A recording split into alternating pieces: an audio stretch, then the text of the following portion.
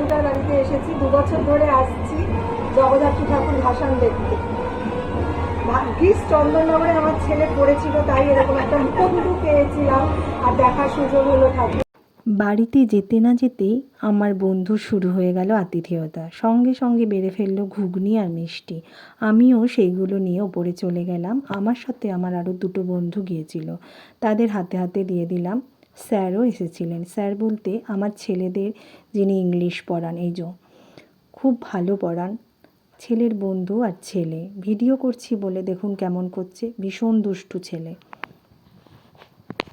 কেমন পজিশনে আমি দাঁড়িয়ে আছি, ঠাকুর যাচ্ছে, এ আমার স্বপ্নের মতো, বিশ্বাস করবেন। আগে কখনো দেখিনি, তাই আমার একটা মানে শুনতাম চন্দননগরে ভাসান দারুণ, কিন্তু এত সৌভাগ্য, এত পৃথিবীতে সমস্ত সম্পর্কই কিন্তু ভগবানেরই সৃষ্টি। না হলে এত সুন্দর বন্ধু আমি পেতাম না, যে মানে আপ্যায়ন করে বলে বোঝাতে পারবো না। রাত্রিরে ডিনারে বসেছিলাম, সবাই মিলে একসাথে খেলাম, ভীষণ ভালো লাগলো।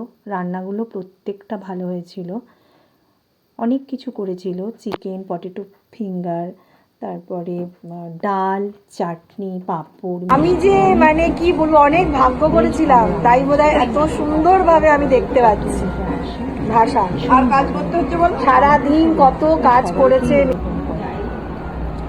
তারপর খাওয়া দাওয়া দেখতে উপরে চলে গিয়েছিলাম। সারা রাত বসে প্রসেসন দেখেছিলাম, ভীষণ ভালো লেগেছিল। মনে হয় যেন স্বর্গে বসে আছি। এই ফিলিংসটা আমার অনেক দিন থাকে, গেল বছরও তাই হয়েছিল। তারপরে সকাল হতে বাড়ির দিকে রওনা হয়েছিল। ভোরের আলো ফুটতেই বেরিয়ে পড়লাম।